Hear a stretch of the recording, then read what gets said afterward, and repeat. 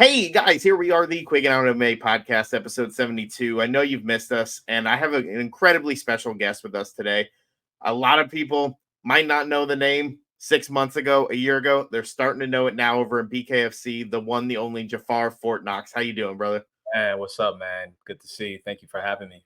Hey, absolutely. And just right off the bat, the reason I said it that way is because one of the first fights I ever saw live was when Jafar Fortt fought outside of a tilted kilt in Clearwater, Florida, against none other than Matt Frevola, who unfortunately this past weekend had a pretty rough, rough result to that fight. So, dude, it's been 10 years. Like, how's it going? Yeah, 10 years, man, and it's going well, as you can see. I think speaking of the tilted kill, I wanted to touch base on that. 2013, fighting outside, not only fighting a monster, an animal, Frevola. I deeply respect him. But you're also fighting the elements, bro. It's hot down here. It's still hot Oh my down God. It's always hot down here. It's always hot down here. So, but yeah, bro, that means a lot to me, bro. That means a lot. That means a tremendous amount. Things are going good. I'm on a roll, bro. I don't, 3-0, baby. 3-0. And like, I'm not playing around. Nobody's my enemy, but you are in my way. That's how I see it. And I love that, because it's like, I watch you fight, I'd see you fight here and there, the RFCs. I think you were at two of those, and I think I was at both of those too. Like, it's been amazing to kind of be a part of that. And then you kind of like disappeared. Like, I didn't hear the name anymore. And so I kind of want to talk about like what happened in 2015 that kind of pushed you off the map, and what brought you back. Bro, I got a story for you. And I don't even know, man. Like, I don't even know where to start, man. Yeah, 2015, that was my last fight. I was on a losing streak. I went down to Miami and I was fighting for a promotion called Fight Time Promotions. Big dogs are down in Miami. Yeah. I wasn't a big dog in the fight game around that time. And I was fighting people that were outside of my caliber. You know what I mean? I couldn't hang with them. And it can be discouraging. I was discouraged. And in my mind, I hung it up. I hung up my gloves, bro. I was like, hey, I'm done. Let me be a normal person working 9 to 5. And there's nothing wrong with that. But I feel like it takes a special type of person to do what I'm doing, which is fighting, and to make it to the top. So, yeah, I disappeared. I just disappeared. Got in trouble and working and trying to figure out life. Which direction do I need to go? And just a year ago, I was in that position, and I changed it. I had this thought in my mind. I was like, hey, bro, I need to change my life. I have the skill, I have the talent. Go to make that opportunity. And that's what ended up happening. I went up to Jacksonville to try out at Lorenzo Hunt, his BKFC tryout. The monster himself. straight monster, man. And it was an amazing experience. I did go up there looking to make the 5-fight contract, but I didn't get the 5-fight contract. But something better happened, man. This is how things work. So instead of getting the 5-fight contract, I ended up signing a 3-fight contract with Dual Brothers Management. That's Rick Coleman and Troy Watts. And yeah, man, that changed my life, bro. That changed my life. And I'm happy to be here. Well, and that's the crazy thing, is you're seeing these, I don't like to call them resurgences. That always just sounds like such a negative thing. Yeah. But it's also like when people say meteoric rise, and I'm like, but a meteor is coming down. Like, it's not going up. Like, that's not how that works. Right. To see what you've been able to do in these 3 fights. And I've been there for 2 of them, which is even, again, here we are again watching this happen. You have the fight with Cornelius, takes 20 seconds. Right. Did it kind of like shock you that you were like, oh man, that was kind of easy? And it's no disrespect to him, but it was like, were you like, that was kind of easy? Yeah. Yeah, no disrespect to Cornelius. I like Cornelius. I speak to like I said, I don't have any enemies with this. You're just in my way. And I just show my respect, but it wasn't so much easy. It was just like, yo, maybe like,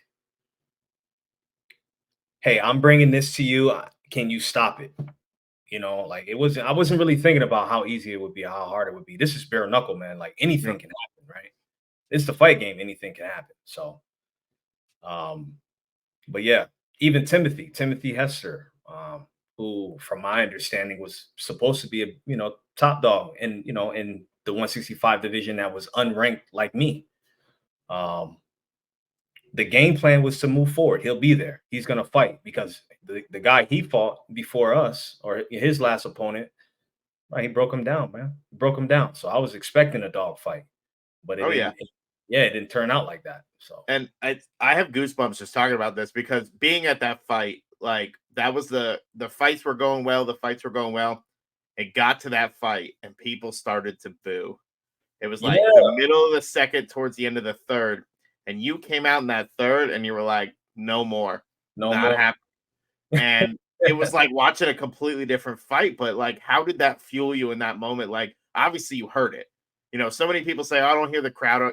You had to hear that. Yeah, I heard it.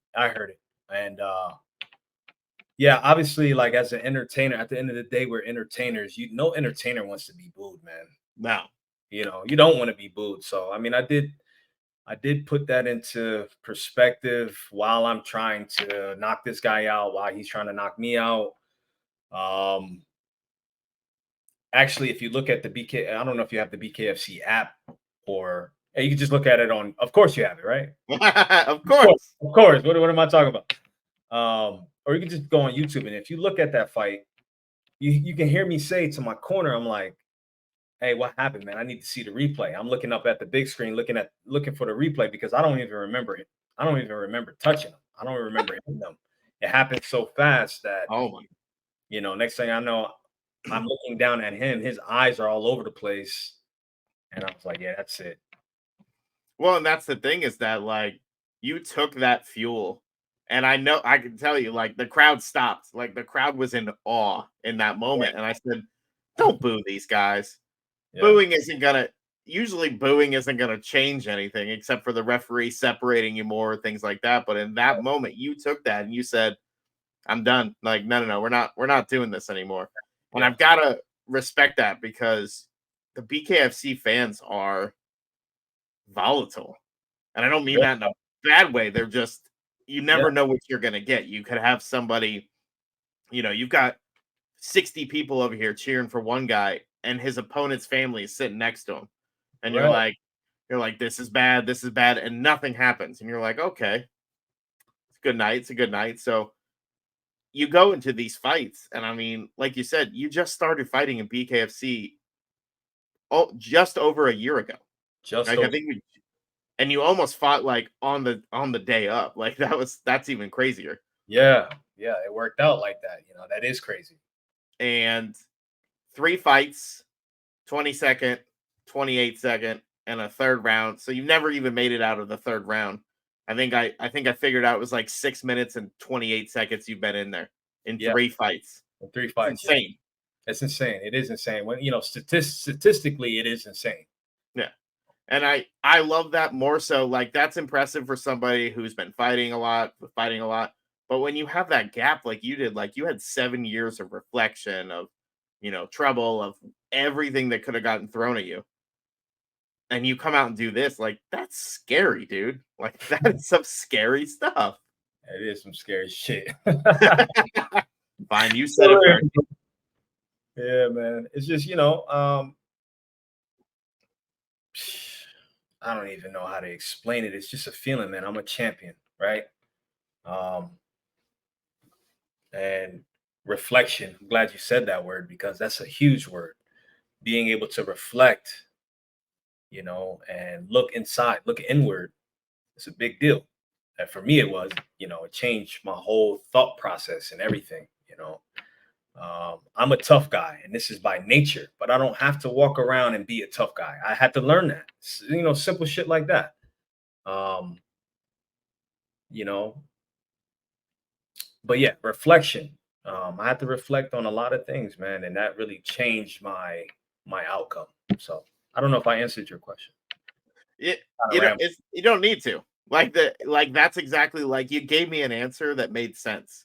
You Yeah. gave me an answer that you felt that needed to be shared, and that's exactly what it's all about when it comes to this, because you made a big change, and this is not a forgiving sport. No, not at all. You look at last weekend's Game Bread. Jason Knight, one of the toughest guys there was. Yeah. I mean, his face was rearranged, and you're like, huh. Yeah. And then a week later, it's like, well, I'm okay. Like, Yeah. this is a sport where it's like you're gonna look horrible afterwards, and you are a week and a half out. You don't have a scratch on you. Like, Well, that's just I did get split, man. I got 7 stitches. nobody can see it. We're not that high def. We're not that high def. I did, man. I was even surprised. Usually I don't, even from amateurs or pro MMA, where I would leave with no scratches. Like I fought Dustin Halico, God rest his dead. He passed away. I don't know if you in the RFC. I was gonna say, yeah, I was there for that one. Yeah. Dustin Halico. I was a kid, man. Well, when I say a kid, I was like, what, 20, I don't know, 24, 25. I tried to beat the brakes off him, split him open, hit him with big knees. And, I ended up losing that fight because I couldn't get out of the mount. I just couldn't get out, turn my back, couldn't get out. And, it's discouraging to see a guy, you're looking at him, split open, everything is just bloody. And you're the one that's not getting your hand raised. That is an eye opener. So I was like, you know what? I need to get on my jiu-jitsu a little bit more. I mean, that's a nice segue. And before I go any further, it sucks that we lost him. We're losing fighters, it seems like, not at a alarming rate, but I mean they're going here and there, and we have those issues. But that card, yeah, Billy Quarantillo was on that card. Mm-hmm. Rashawn Spencer, Dervin Lopez, Vince McGinnis, Phil Daru, Alon Cruz, Brad May, and then one of my jiu-jitsu professors, Jay Bahari, fought on that card. So I'm like, I mean, Vince and Alon, those are animals right there. I had the pleasure of training with them back in the day, and from the looks of it, it seems like they're doing well. Yeah, absolutely. So talk about the jiu-jitsu aspect, because that is the one question no one's asking a BKFC fighter. Like, talk about your jiu-jitsu, because it's never going to come into play. But at the same time, I don't think that's necessarily true. Like, the mental aspect of jiu-jitsu might be what the special skill ends up being in a fight. Yeah. So me and Jits, we didn't really get along early on in my fighting career. That's only because I played football through high school, through middle school, through high school, and even college. So by the time I started fighting, I'm trying to learn how to wrestle. I'm trying to learn how to do jiu-jitsu. And, it was definitely a weak point. So a lot of my losses were from Gracie. And that's not that's not in any way like disrespectful. Like Gracie is top notch, man, especially the dudes in Tampa. I think moving forward, as a matter of fact, I hit the mats maybe like a month ago, about a month ago. Just was, yeah, with some old friends. But moving forward, my next training camp, definitely implementing jits back in there, just because of the cardio, man. It's insane. Pushing and pulling does a lot more than lifting. You know what I mean? Pushing and pulling and being smothered, having somebody on your back, trying to get them off. You know how it is. So yeah. And that's the crazy part, is that like the mental aspect, but like the clinch, like you said, getting somebody off of you, the control, like the cardio. Yeah. I'm still trying to find the cardio, but I'll get there one day. You'll find it. I just get told I move really well for a big guy, and I was like, I'll take that as a compliment. So take it. Yeah, absolutely. The clinch, I feel like the clinch, you know, when it comes to like the clinch in the BKFC and jiu-jitsu and putting it all together, like this, that, I mean, so the reason why I would implement the jits moving forward is because of the clinch in the BKFC. Like you see guys getting clinched and they're staying there. They're not trying to get out. Like, no, this is bare knuckle fighting, right? No gloves. And if you get cut bad enough, you know, even if you're winning, right? I mean, I would think. Yeah, no, there have been a few times where the winner has literally gotten that one cut, and that's it. And that's it, you know, stoppage. That is something that I don't plan on doing. I don't want to leave it into the ref's hands. I have a bad, you know, I don't know, man. I think every fighter is like that. You see what I'm saying? Yeah. Leaving it into the ref's hands. You know, you don't know what they're seeing that night. You don't know. And but yeah, anyways, back to the clinch. You don't see guys moving out of the clinch. They're just standing there and throwing punches. No. Because that's a good way to get either knocked the fuck out or cut. Yeah. You know, exactly. That's how I see it. And can we talk about the fact that for 20 plus years, we're still complaining about leaving it in the hands of the judges? Like, how has that not been fixed yet? Right.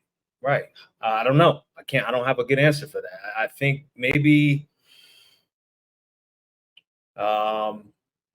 people, I don't know, bro. I don't know. What do you think? I feel like fighters should be judges, but it's so hard to separate a fighter from being some way connected. If you're a judge and the fighter that you're judging trains with you, you're not judging that fight. Right. And I know it happened. It happened in the UFC. I think it was one of the James Krause fights he took on short notice. Wow. And his opponent's like training partners were one of the judges. I go, how do you not feel that that's a conflict of interest? Right. You know, I think I won't be the first person who's ever said it, but I think half points should be added for rounds. But at the same time, I think it's just going to confuse the math. Yeah. Like, why are we still writing down scores like on a sheet?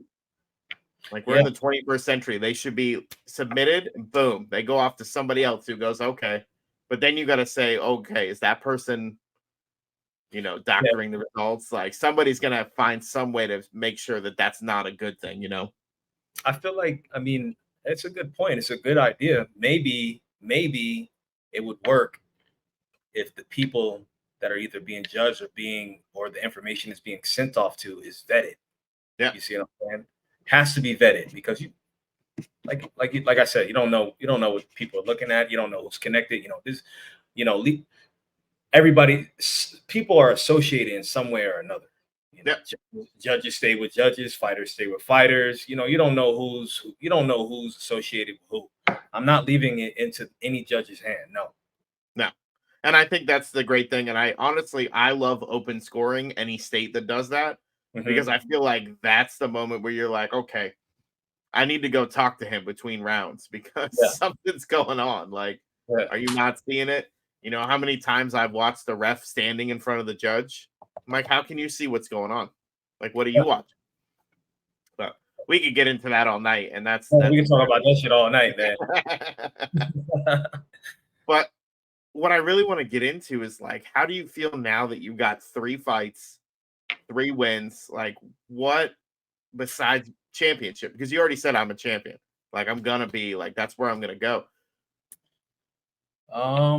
Like, what are you seeing for yourself as far as, you know, getting those 3 fights and in such a short amount of time and taking relatively minimal damage when you're doing it? Like, it just seems like, and I say this, and I know this is somebody you know. Yeah. It's Tony Murphy. This sport was built for Tony Murphy. T-Murph, man. T-Murph, baby. That's who I went up to Jacksonville with, man. T-Murph, Quentin Gaskin, Ryan Reber. Reber was actually already in the BKFC. He was like, man, you know, he put me on. Yeah, T-Murph, man. Shout out to T-Murph. That's my dog. That's my brother. So I knew that. I'm not. I know you guys. And that's the thing is that, like, the community, and I mean, you guys have been together for a long time too. Long time, man. Long time. So, yep. Was he the one who talked you into it, or did you just get that feeling where you're like, you know what, let's go up there? Or basically, did you just both go, you know what, this sport's made for us, let's go? So T Murph had just came back to Florida. He was living out in Vegas. He was doing his thing out there with Cheyenne Velismus, Yep. UFC, and they were dating. I guess that ended, and T Murph came back over here. I got whiff of that. I said, bro, what's up? We linked up, and from there, I talked T Murph into coming to BKFC. I mean, going to the tryouts. I was like, bro, this is you. He talked me. He was like, nah, bro, this is really you. He talked me into it. Like, he confirmed it. I said, okay, we're on the same page, man. Let's rock and roll. SPMF fight team kind of, it was crazy, bro. It was epic. It was epic, man. For real. That it blows my mind because I'll never forget the weekend that Tony was making his BKFC debut. I'm at a local bar, talking to the bartender, and we just started talking. We always talk about fights.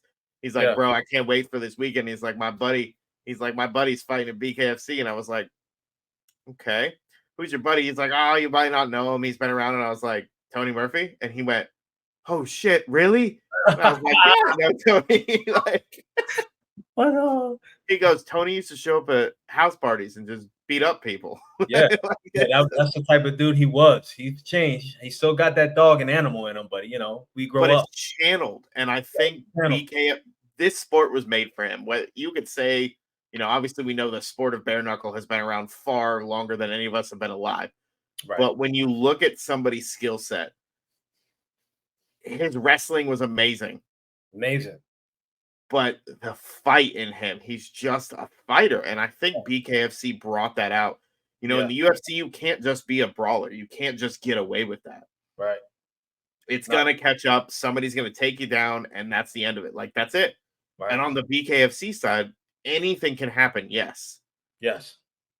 But not having to worry about being taken down, not worrying about a leg kick, not worrying about a guillotine, unless you're, Nate Diaz and you just randomly throw stuff in a fight because why not?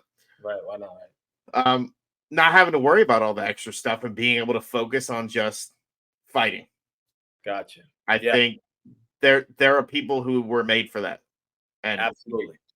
Tony Murphy's one of them. You're definitely one of them. I'll shout out Tom Schaff. I know he's retired now, but absolutely. People who embody the sport, and you look at the guys in it, you look at Dave Mundell, you look at Lorenzo Hunt. You see these champions who are they're not fighting safe. They're not holding back, and they're literally going 1,000% every single time. Mm-hmm.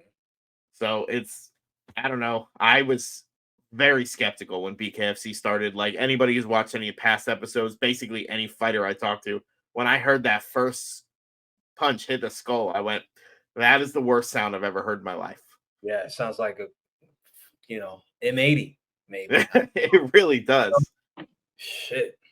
And for you to want to do that makes you a little bit insane, just so you know. Just a little bit, bro. Just a little bit, Just a little bit. Just a little bit, But that's the beauty of it, though, right? That's the beauty of it, because it keeps you on edge. It keeps me on edge. Yeah. And that's where I feel most comfortable. And I'm able to showcase my hands. T Murph said it best. He was like, bro, I don't know if T Murph, we was having a discussion. Murph was like, it's like, bro, it's just too much, man. I got to worry about wrestling. I got to worry about elbows. I got to worry about knees. I got to worry about kicks. I got to worry about punching. It's a lot to deal with. And it's, the guys that can get away with it, or the guys that can win doing MMA, or be champions, they're there for a reason, because it is a lot. Yeah. I tried it out. I wasn't able to do it. But throwing hands, bare knuckle with gloves, I can do that all day. And I feel like I'm pretty good at it. Not to toot my own horn, but I feel like I'm pretty good at it. I mean, again, we're talking 6 minutes, 3 wins, and inside of a year, going from, a relatively unknown. People don't know who you are. Let's just yes. They know by that third fight. Right. They know by that third fight. Yep, they do. And there's a lot more to come. I'm looking to fight early as possible. Early 2024, maybe February. I know there's a card down in Miami. We'll see what options are open. That's usually the big names are down there. Still building my name and credibility up. So, but like I said, anybody that want it can get it. Anybody really. I have an amazing. I'm surrounded by amazing people. I started with SPMF Fight Team, right? Then it went to Myth for Glory. I don't know if you know Myth for Glory, but Myth for Glory has always they're also my brothers, the Della Concha brothers. They're a fight company, like a fight company. And then meeting Rick and Troy, they introduced me to Shift, where Jared Warren is, David Mondell, Crystal Pittman, Martin Brown, Trey. Yeah, I was gonna say Martin Trey Brown. Yeah, man, he's great, man. So I'm right where I need to be in order to take it. You know what I mean? So there's no rush on it. It's inevitable. This is still a learning process. I'm still trying to better myself. So, well, and that's the thing. Like every name that you just threw out, every single name that you threw out, are guys that have been staples of the Tampa Bay area for years. Absolutely. And we'll throw it out there just because Dave's win. The whole call out of Mike Perry, like they have history. Yeah, real. Yeah. They've got Mike's got him twice. Like I understand why he doesn't want to do it, but at the same time, Dave is making it impossible for this not to happen. Right. And I just wanted to get on that little tangent there. Yeah, talk about it. Yeah. You talk about these guys and all these people still in the Tampa Bay community. So many of them still a big part of it, rooted here and everything else. And then you're seeing, I told Dave on the, right before the last fight, I'll go, man, I'm not trying to be that person. I said, I'm putting the media aside for a second, but every time I've been there, you've won. So I'm just saying, like, it's no pressure. Right. He knows how to win. He's a winner. He knows how to win. My first time even hearing about Dave, like I would say 2022, 2023 is like when me and Dave have really interacted on a whether friendship or a teammate level. But my first time even hearing about Dave, I don't know if you remember this, man, but T Murph and Dave, they had gotten into it at the Hilton, and it was a riot. And I was like, yeah. You mean the reason that a certain promotion is no longer welcome at that Hilton? Oh, is that what happened? I was there. Oh, you were there. Mm-hmm. Oh my goodness. So I know that there was some bad blood there, but I also know those were two different human beings back then. Yeah, absolutely. And there was a lot of shit going on. Let's just say there was a lot. Oh yeah, there was a lot, man. There was a lot. Yeah, I think that was the WCFL when they were at the Hilton in Tampa. Yep. And then after that, it got moved to the DoubleTree. Okay. So I remember what I'm talking about. Yeah. I know exactly. You've been around, man. You've been around. Yeah. Well, and that's the thing is that I love this sport, and BKFC has become just a new love. Even though I love jiu-jitsu, I love MMA. It's an unpredictability that's happening. Right. You look at Lorenzo's fight with Mike Richmond. Yeah. Mike Richmond hits him, knocks him down. The world stopped because you were like, okay. And within 10 seconds, he knocks him out and his lip was trembling. I was like, God. Yep. I said, that's not giving up right there. Big shout out to Lorenzo for that too, man. That was epic, man. We always joke about Lorenzo because of one of the RFCs, he hit a guy and the lights went out. And it was just bad timing. Yeah. But at the same time, it was hilarious timing because every time I've seen Lorenzo since, I'm like, hey, remember that time you knocked that guy out and it knocked the lights out? Yeah, man. But seeing these essentially homegrown talents, because they're taking people who had a stage, but it wasn't the next level. It wasn't where they wanted to take their career, where they wanted to be. And, I'm forever thankful to everything WCFL did, RFC did, for you guys, because you wouldn't be here today without them. Absolutely. Joe Valdez, RFC. Yep. Oh my God. Joe was the best. Yep.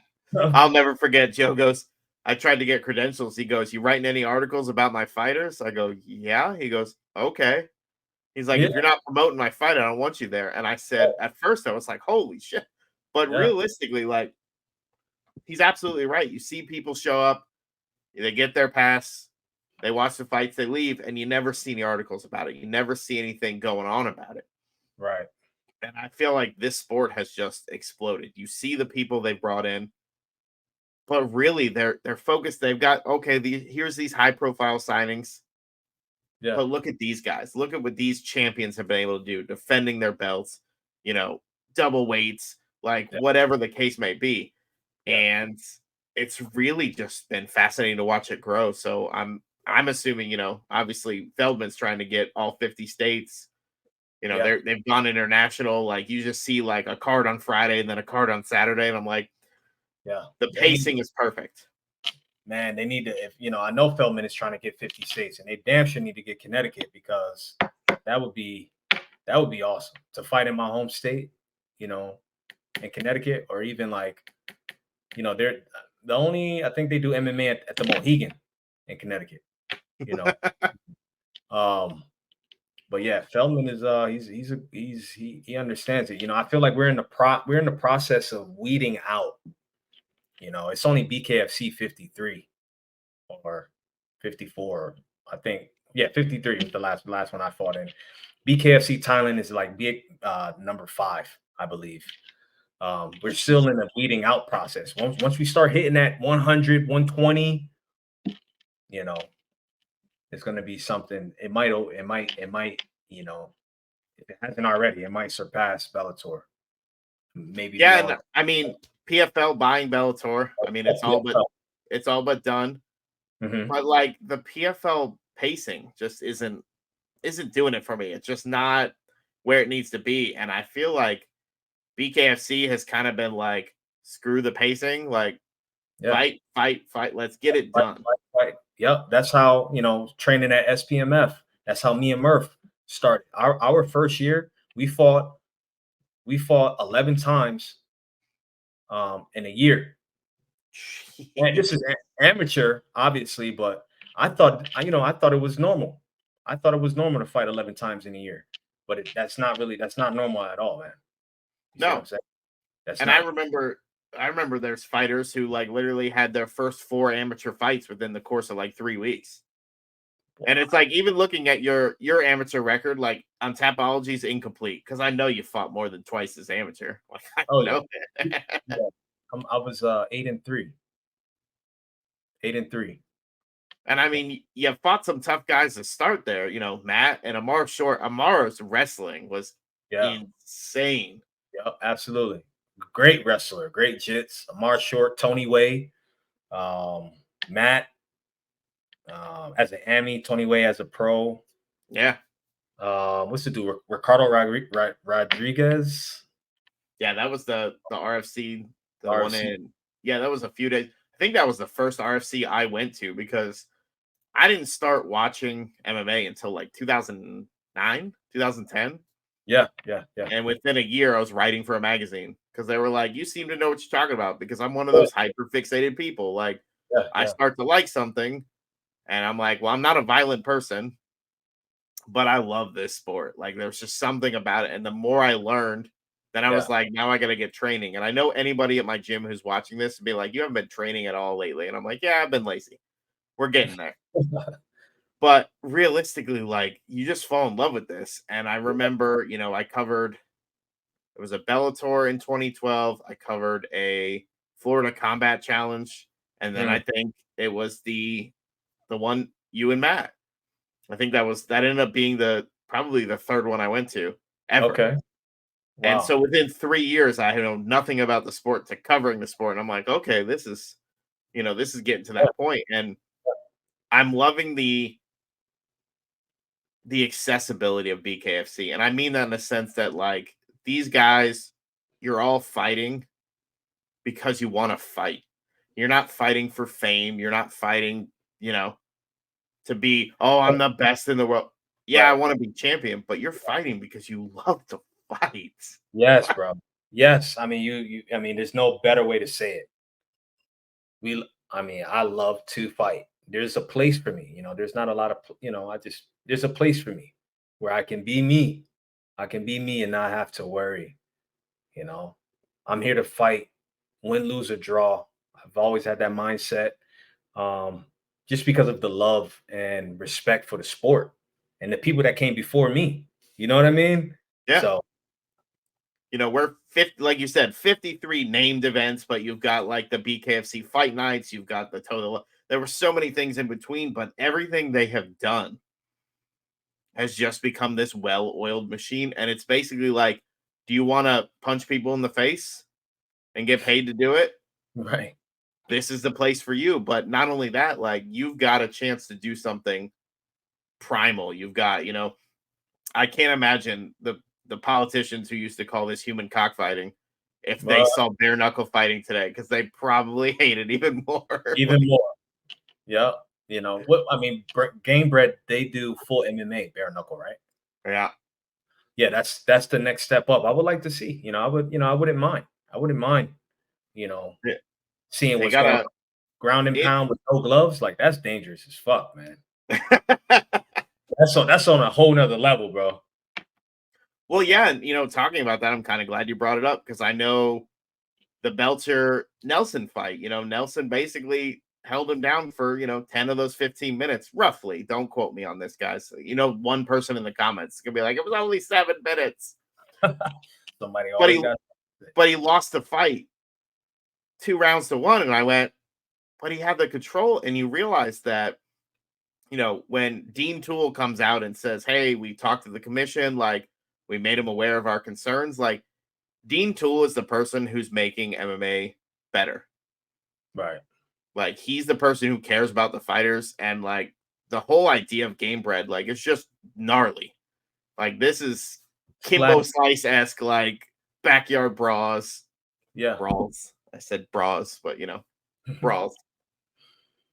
Yeah, it's gladiator, man. It's gladiator sport.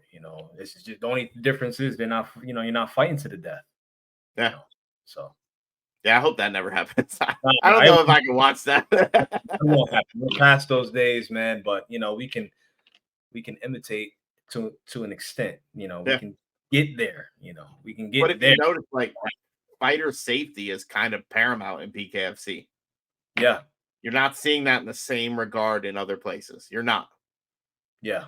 Yeah. And Feldman's really done a great job. And everybody's thinking I'm just going to be kissing ass to Feldman. But you know what? The man deserves it because he has really shown what you can do with these people. And a lot of these fighters, you look at them and they were castaways. They were people who didn't like MMA, didn't cut it in MMA, whichever way you want to look at it. Yeah, But absolutely. I think they were just people who hadn't found what they were really searching for, what they were really good at. Right. A second chance. That's how I see it. A second chance, for a lot of us in the BKFC, like myself, if I didn't make it in MMA, I didn't make it in football. And a lot of other Me guys. neither. So you know how it is. Yeah. So a second chance, a place to say, hey, this is the shot. It's now. It's here. It's here right now. Let's do it. Yeah. And I think you picked the perfect time to do it. So on that note, I give you every platform to thank the people who got you here and the people who keep you day to day. Like Right. who are the people that are pushing you to be better and fight 4 times next year? Because I imagine you'd love that. Oh yeah, I would love that. I would love that. That'd be awesome. I would like to thank my team, Shift MMA, for bringing me in, welcoming me. And, because it's about, at the end of the day, it's about camaraderie. I would like to thank my family as well. They understand that I've always been like this. They understand my passion, right? I'm a passionate person. I'm a very passionate. If I believe in something or if I want something, I want to get something done. It's going to get done. So yeah, shout out to my family, like my father, my mother, my brothers, my stepmother. The list continues. I can't shout out everybody now. And that's fine. I don't think anybody's going to call you out on that because everybody, like you said, whether they're blood or they're in the gym, like they're family, they're part of that journey. And I think having people like you said, like Mundell, Pittman, Warren, Burf, like all those BKFC guys around you and Right. girls, Sorry, It's the Crystal. energy. It's the Yeah. energy. Yeah. And it's a different kind of energy that you have to understand, but they all know exactly how it feels to be in there. They know Yeah. what it's like to be cut. They know what it's like to win, what it's like to lose, everything about that. Yep. Except Absolutely. Dave and that horrible decision against Hector Lombard. Sorry, guys. Ah, man. But Speaking yeah, of which, did you see that last weekend? I The heard Hector about it. Lombard? Oh my Yeah, god. I heard about it. I heard a lot of talk about it. I didn't see. I'm gonna do some research tonight. Go ahead. What happened, What? man? What So are your? he's fighting the guy and he's hitting him and he hit him a couple times in the back of the head, but the guy's tapping right around the same time. The ref waves it off. They say that it's a DQ win for his opponent. Sorry, I think it was Sorrow. Yeah. A DQ And then win? like an hour later, a story comes out and they're Oh, like, no, it's overturned. It's TKO. And I went, I mean, that was weird. right. Yeah, people were betting on this. And I was like, but if you're able to do that after the fact, there's a lot of fights that should have had different outcomes at the end. Like, who made that decision to overturn it? That's what I want to know because those are the people I want watching fights. Yeah, definitely. But I mean, that's a double-edged sword too, man. Like I feel like let's look at it like football, like right? In football, if you wanted to challenge a play, you throw that red flag out. Hey, play challenge. Then you right then and there, you look at the video and then you make the decision. You don't wait till after, right? This happened after the fact. Yeah, after the Yeah. fact, like after the fight was over. Yeah, I don't agree with that at all. Interesting. I don't agree with that at all. That should have been, which now this is a whole nother, shit. You know what I mean? Like you got my mind going, bro. Now we need to have like instant replays, cameras. So think about this. So in hockey, coach's challenge. Coach says, I'm challenging this play. If you lose, just like in football, so in football, you lose what, a timeout? Mm-hmm. In hockey, you get a 2-minute penalty and your other team's on a power play if you were wrong. Can you imagine if we did that with fighters and a coach challenged in between rounds and they're like, if this doesn't get overturned, Yeah. at the end of a fight, like your fighter loses a point. Yeah. Is that too crazy? I think we'll save that for another episode because you're right. We just went down a rabbit hole, man. Rabbit hole, bro. Yeah, let's do it, man. What is it? Episode 72. Let's say episode 76. I'll be around, bro.